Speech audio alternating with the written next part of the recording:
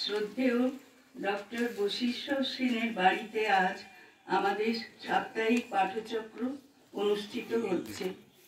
এই বাড়িতে অনেকবার মা এসেছেন। বাড়িটির আনাচে কানাচে মায়ের স্মৃতি ছড়িয়ে ছিটিয়ে রয়েছে।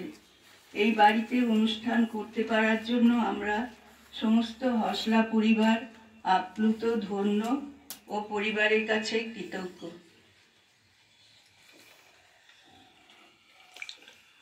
ঠাকুর মা স্বামীজির শ্রীচরণে ভক্তিপূর্ণ প্রণাম জানাই। তবু কথামৃতম তপ্ত জীবরম কবিভিরিতম কলমশাপহম শ্রবণ মঙ্গলম শ্রীমদাততম ভুবি গৃহন্তি যে ভুরিদা জনা। ওম স্থাপকায় চ ধর্মস্য সর্বধর্ম স্বরূপিণে অবতার বরিষ্ঠায় রামকৃষ্ণায় তে নমঃ। ওম নমঃ শ্রী ভগবতে রামকৃষ্ণায় নমো নমঃ। উপস্থিত ভক্তমণ্ডলীকে, অফলাইন এবং অনলাইনের ভক্তমণ্ডলীকে সশ্রদ্ধ নমস্কার জানিয়ে আমি আমার পাঠ শুরু করছি। তৃতীয় পরিচ্ছেদ।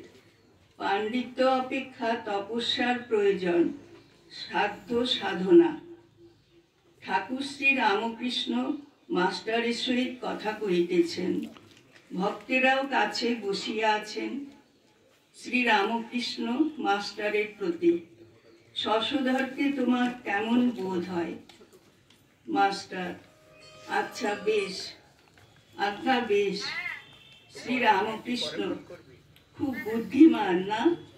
মাস্টার: আজ্ঞা, পাণ্ডিত্য বেশ আছে।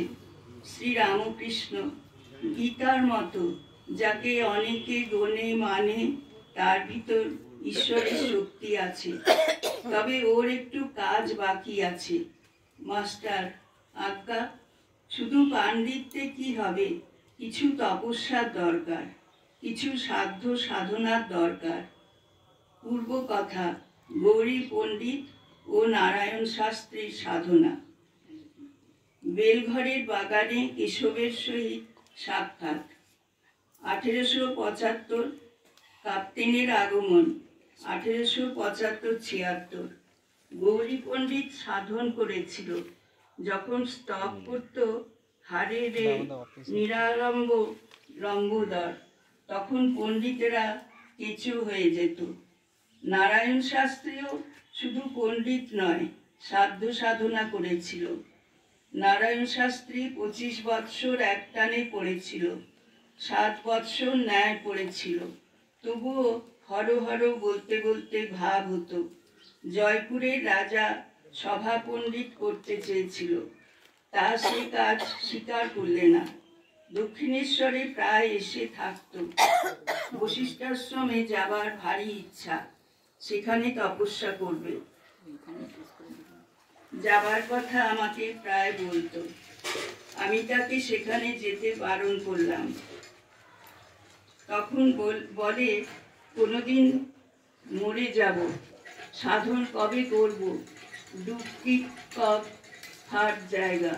তখন জেদাজুদির পর আমি যেতে বললাম।